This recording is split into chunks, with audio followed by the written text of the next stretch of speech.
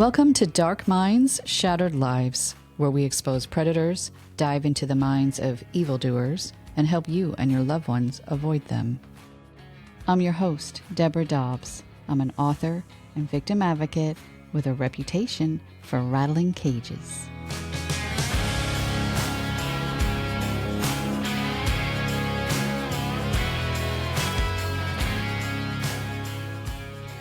I think it's safe to say that anyone in law enforcement, crisis response, or victim advocacy has at least one call or case that haunts them.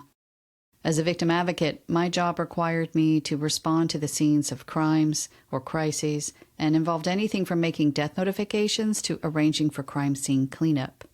I witnessed a lot of disturbing behavior and the immediate aftermath of violence. That kind of work has been described as having a front row seat to human suffering, and I spent about 15 years doing it. But the call that haunts me the most was my first.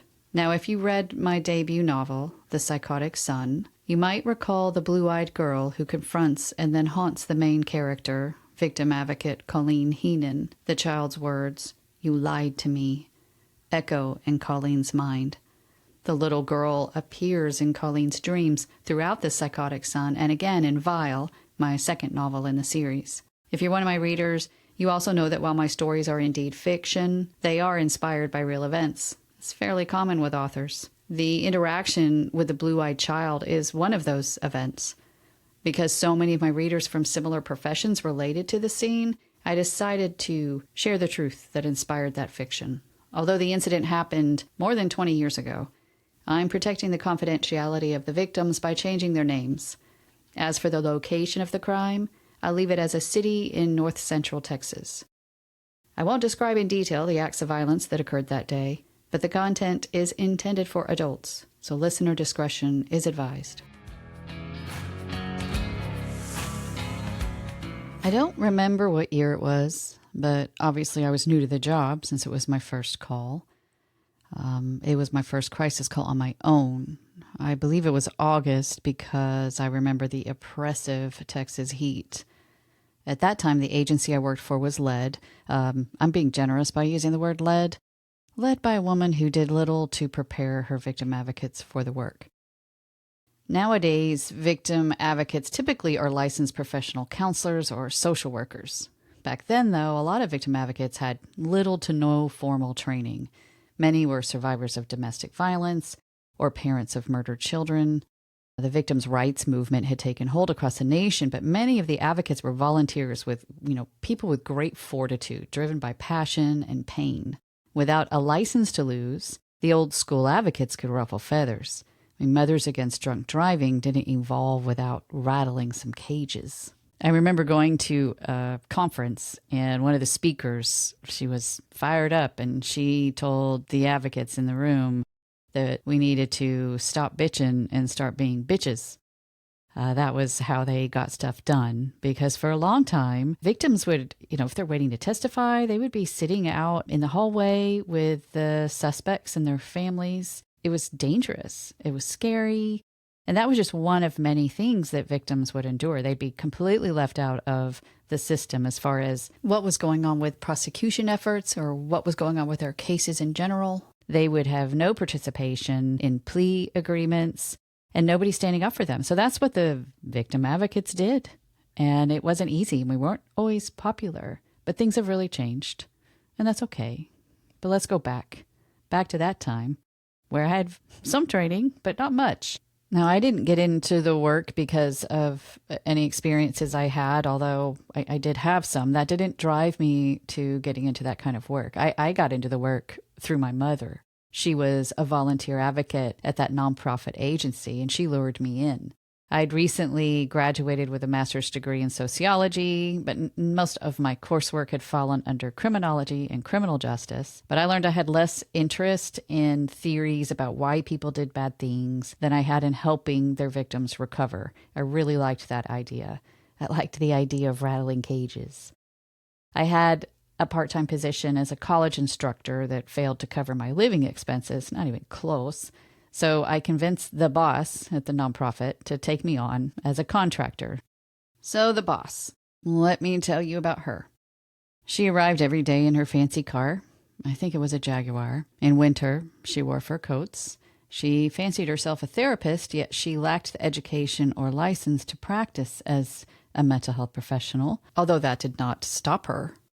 Our organization had a contract with a local police department to meet the spirit of the law rather than the mere letter regarding victims' rights.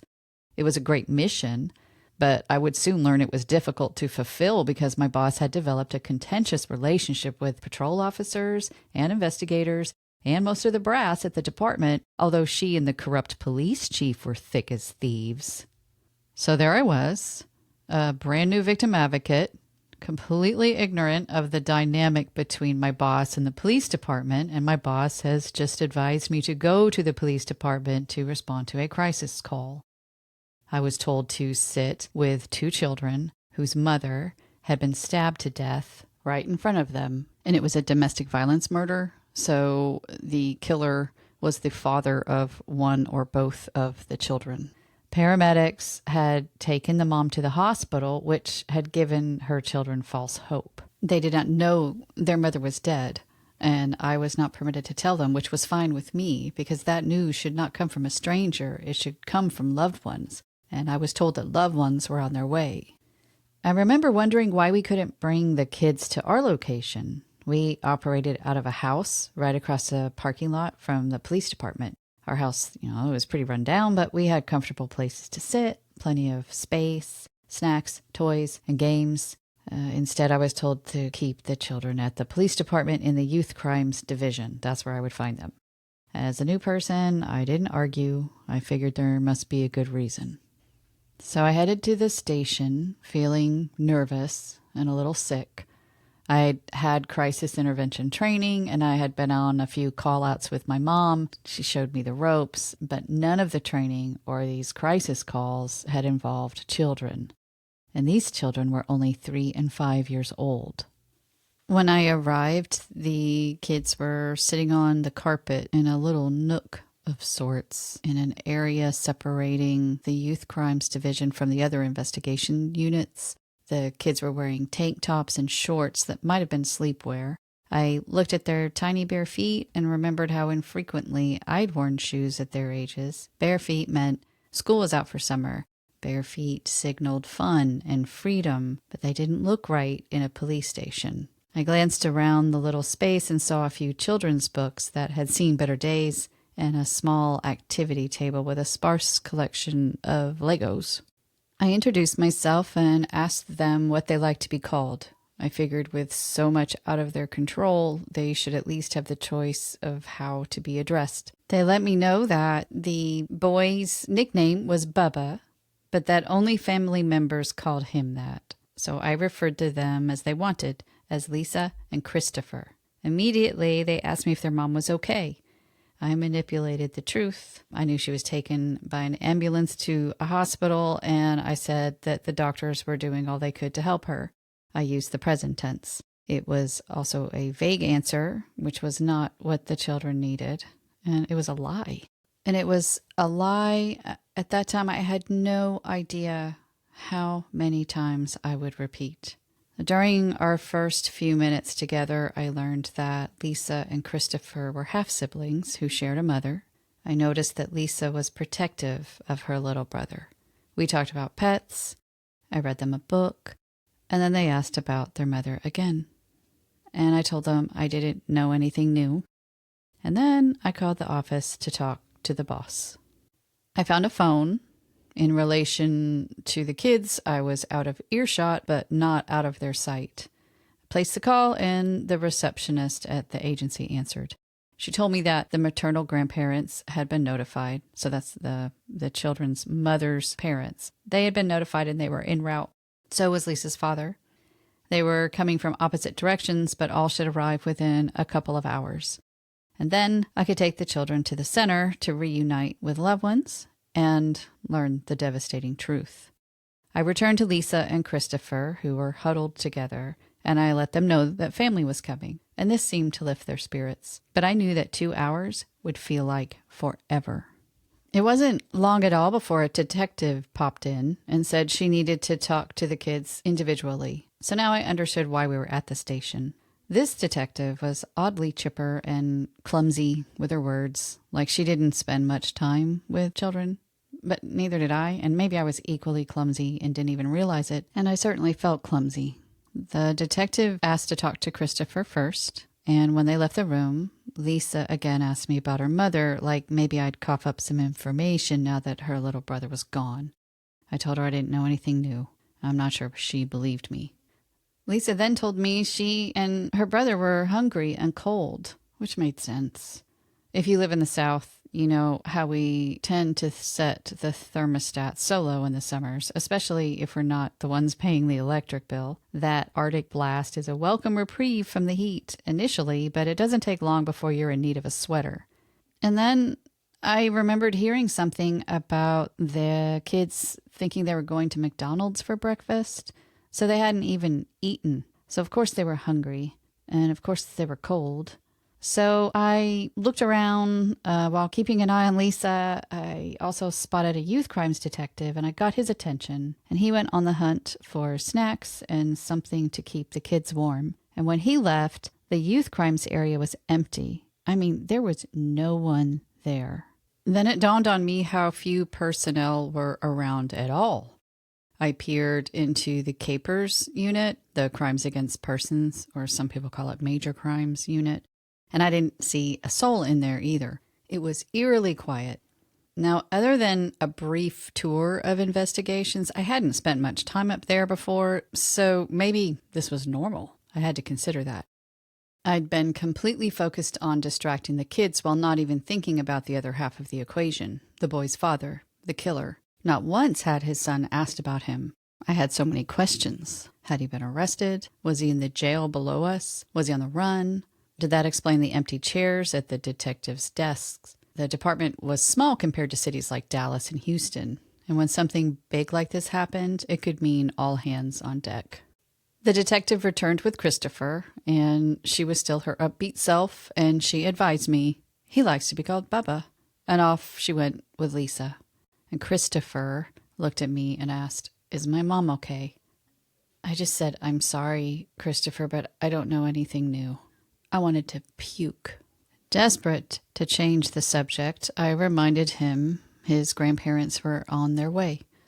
And then we played with Legos while we talked about his grandparents, what he called them, what I called mine, what they looked like. I told him about my grandparents' dairy farm. I had few positive interactions with my farmer grandparents, but I'd talk about anything to avoid the question, is my mom okay? Conversations with 3-year-olds don't tend to last long, and once again I sensed the emptiness around us. I had no idea then what was going on outside our little nook. In fact, until I started writing this episode, I never really knew what was happening while I was lying to the victims' children. But Wayne Dobbs, a retired detective, can shed light on that.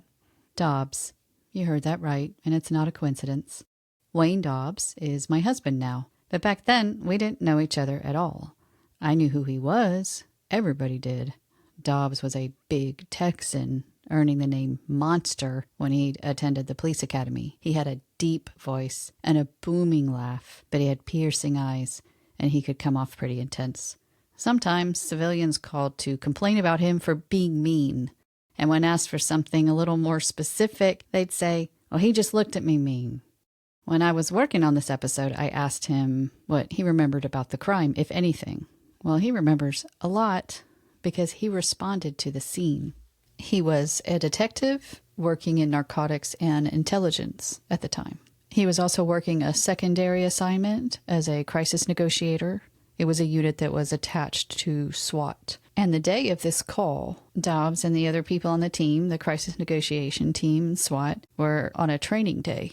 There was 4 or 5 of them, in addition to a sergeant on the team. Now, a crisis negotiator is often what people think of as a hostage negotiator. This team might be called in when the police go to arrest a suspect and the suspect fires shots and essentially barricades himself inside his house or whatever structure he's in. And the crisis negotiator may be the communication the line of communication between an offender and the SWAT team. Sometimes a crisis response team or crisis negotiation team will come when they have a suicidal person who's barricaded him or herself inside a home or a business. Rarely was there actually a hostage involved. That's why they quit calling them hostage negotiators. The point was to provide some communication, bring down those emotions, kind of trigger that thinking brain again, bring logic back into the equation. And a crisis negotiator, hopefully, can bring forth a resolution in which the police, the offender, and anyone in the surrounding area avoids getting hurt or killed. So Dobbs and his team were at the training station. It was a substation. They were just getting settled in when they got the call. They got a call from dispatch. At the time they got the call, it was early in the day, and they were told it was an attempted murder of a woman at an apartment complex that was only about a mile away from where they were. The suspect in the attempted murder had barricaded himself in the apartment and was refusing to respond to patrol. So they needed the crisis negotiation team on the scene.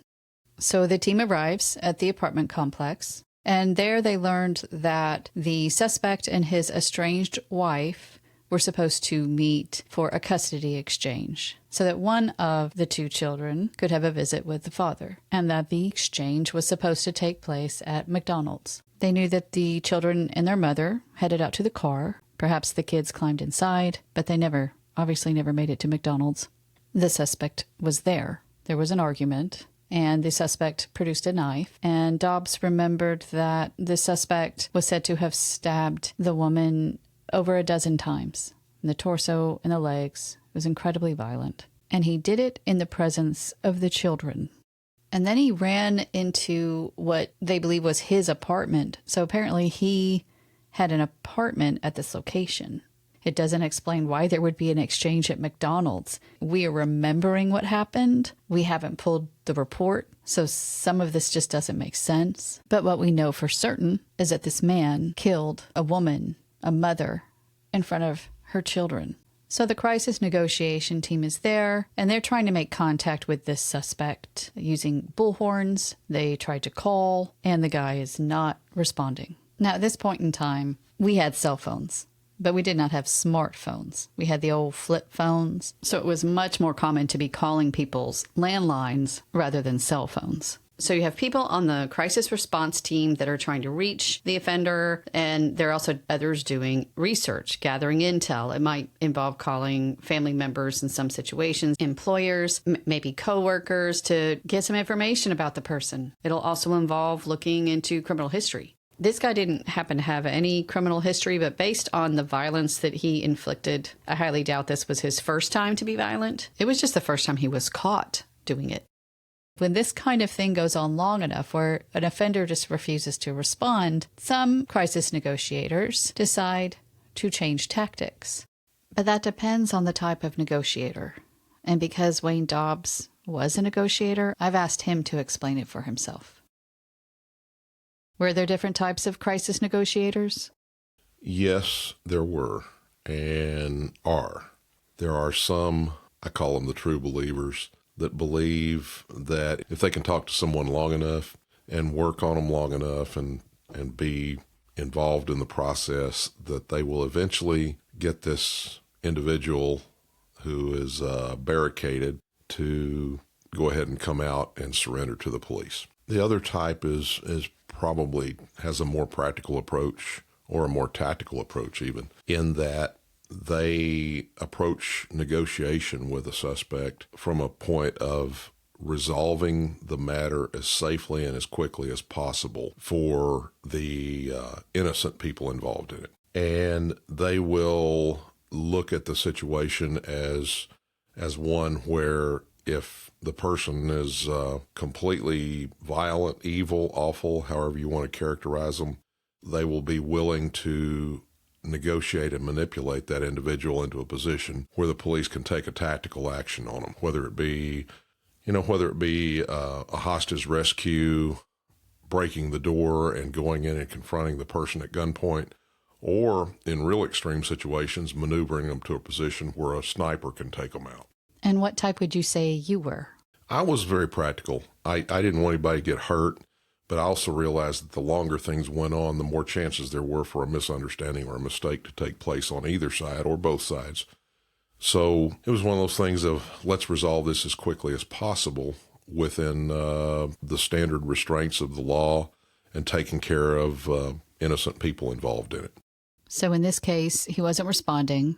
So what action did you take?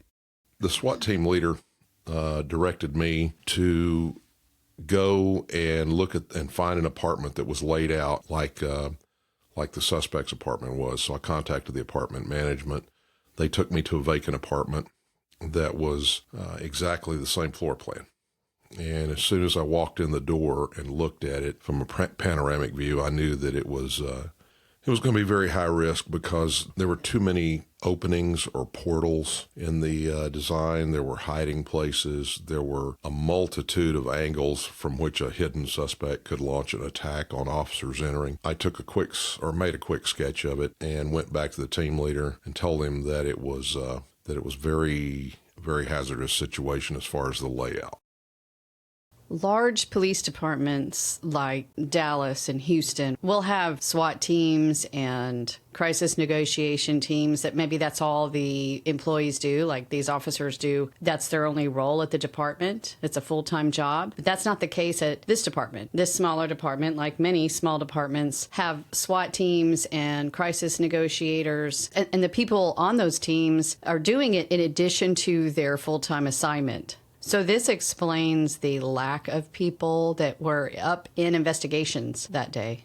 They were at the scene either ready to take action on the SWAT team or trying to get this suspect to respond. And he would not respond. And Wayne Dobbs knew he wasn't going to respond. But because now Wayne had the sketch of the apartment, if and when the SWAT team went into the apartment, they weren't going in blind. They would know all the nooks and crannies and where a suspect could be hiding in case he wanted to go down with guns a-blazing. And unfortunately, in this case, he had plenty of places to hide. Meanwhile, I was back at the station. Lisa had returned, and she and Christopher were eating Jell-O cups while shivering underneath thin police windbreakers, and I was on the phone again, getting bad news. The grandparents had indeed arrived, but they weren't ready to see the children yet, and I had to remind myself how much pain they must have been in. Now that I am a mom, I can only imagine what that must feel like. All is wrong in the world when you're faced with bearing your child, no matter their age. Still, I made a case for them to reconsider.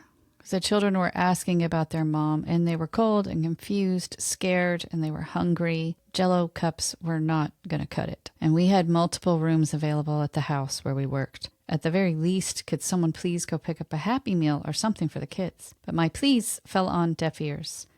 It felt like a sick sort of power play between me and the boss. I was a 20-something who was still getting my footing. My 50-something self would have handled the situation quite differently. But I did make a command decision. I got the receptionist to give me the number for our agency's children's therapist so I could ask her for some guidance. Her name was Suzanne, and she was a contractor who had a private practice, so she wasn't on site much. I'd only met her once or twice, but she was unforgettable.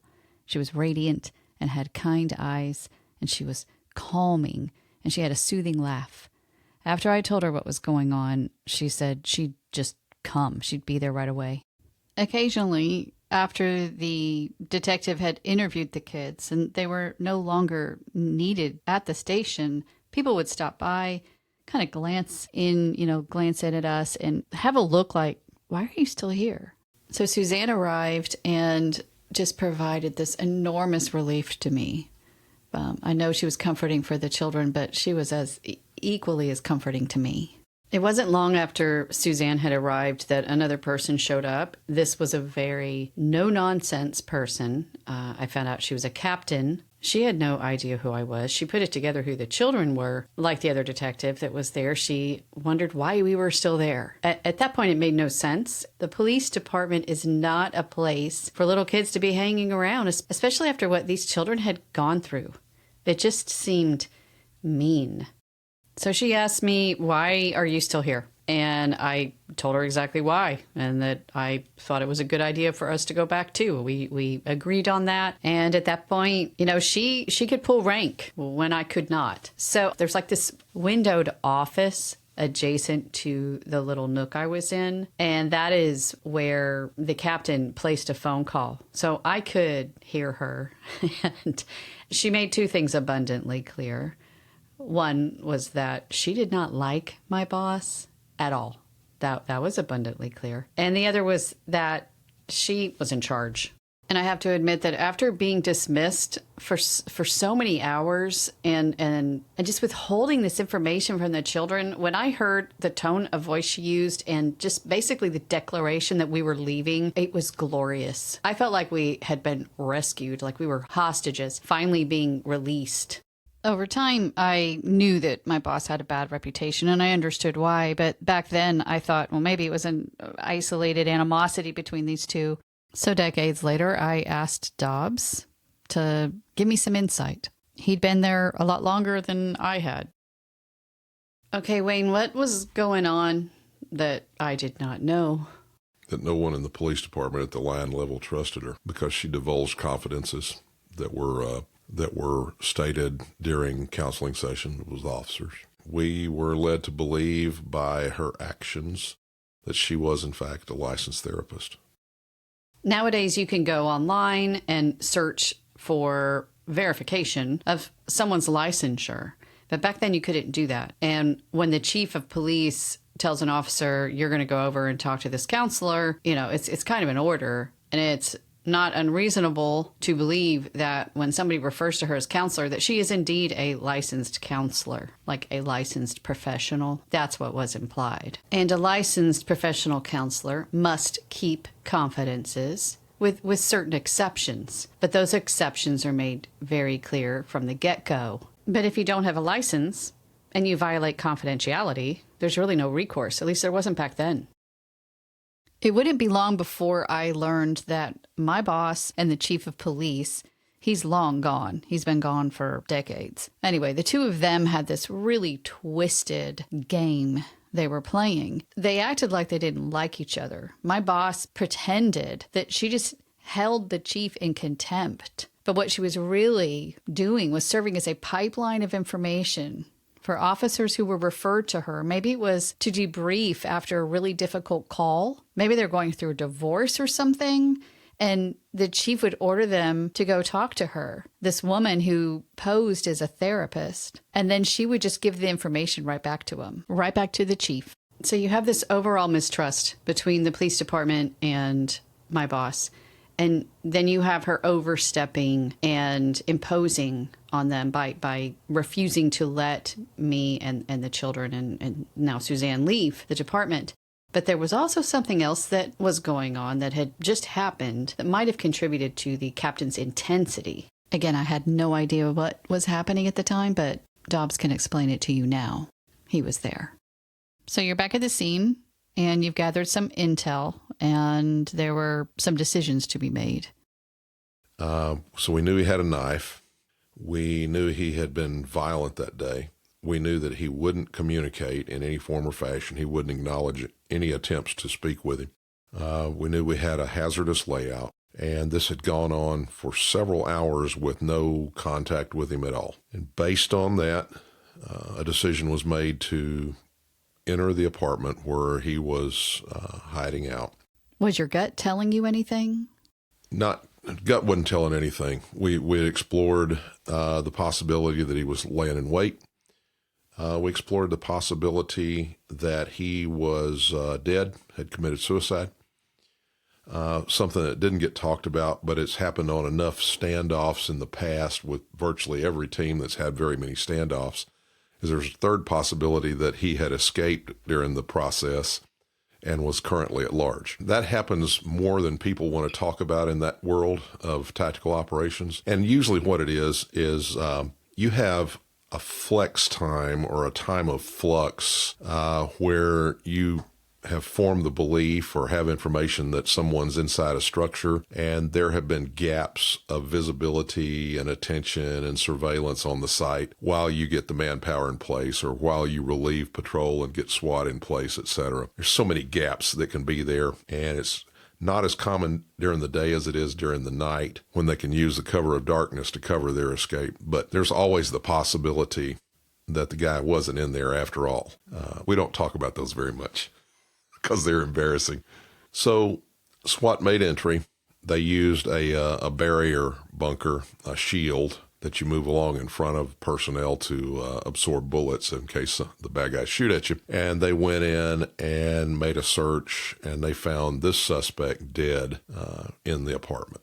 And where exactly did you find him? He was in a position that indicated he had laid an ambush. He was hidden between the back of a sofa and a wall in the living room to where he would have had a direct shot at the front door when the entry was made. And apparently what happened is he lay there long enough and thought about things long enough and realized what the final conclusion was going to be no matter what. And he killed himself. He killed himself by shooting himself, and which led me to believe he had a gun with him that didn't get put in play when she got killed. The captain's intensity might have been ratcheted up by the fact that the suspect had been lying in wait, waiting for people that were likely this captain's friends, no doubt her colleagues. He was waiting to murder them. At the time, I didn't know this new information. I just knew that Captain was in no mood for bullshit, and I was relieved that we were finally going to be leaving the station and going to a better environment. But I was also sad to know the reality that was waiting for these sweet kids. When Lisa and Christopher heard we were finally leaving and we were going to see their grandparents, they were excited, and the anticipation of the reunion distracted them from the unknown. By then, it was afternoon, and stepping outside was like stepping into an oven. The sun was glaring, and the concrete was searing hot. We had to carry the kids to protect their bare feet. And Suzanne picked up Christopher, and I picked up Lisa, and they both giggled as we carried them to the house. And I wondered how long it would be before they laughed again. Once inside, at our office, inside that house, there was a brief greeting, and then I sat at the table with the kids as they ate yogurt and some other hearty snacks that we had on hand, and they asked me to draw with them while Suzanne and the boss met privately with the grandparents. And then Lisa and Christopher joined them, and they learned their mother was dead. Children can sit with bad news and big emotions for a limited time. They might react to devastating news as expected, with sadness and confusion, and then switch gears in an instant. Adults might be baffled by a child's sudden eruption of silliness. Regardless of age, we all have a pain threshold, though, and we activate the coping skills we've been taught or acquired along the way. So Lisa and Christopher returned to the table with me and continued their drawing almost like nothing had happened. Lisa wrote her name at the bottom of her artwork, and then she gave it to me along with a big hug. I glanced at Christopher's drawing, scribbles of orange on manila paper. My gaze fell to him, and I was going to tell him I thought his art was really nice, but his big blue eyes locked onto mine, and I could see he had something to say. He looked right into me and said, "You lied to me." And my throat tightened, and I felt my heart pound inside my chest. I told him he was right, and that I was sorry. There was nothing else to say, but I'm sorry. And the grandparents left with Christopher, and Lisa's father arrived and took her home with him. And these tight-knit siblings went to live in homes hours apart. I imagine Lisa and Christopher grieved the loss of their mother, but also the loss of each other. Christopher had the added grief of growing up without his mother or his father. I don't know what happened to any of them. And the not knowing is painful. And then the knowing that on what was likely the worst day of this little boy's life, I played the role of a liar. That is also painful. I had gone into victim advocacy to help people, to help victims know their rights and have them respected, to connect them with resources, to be a bridge between them and mental health services that would help them heal from trauma, and to listen when everyone else was too tired to. But with this case, I didn't do any of that.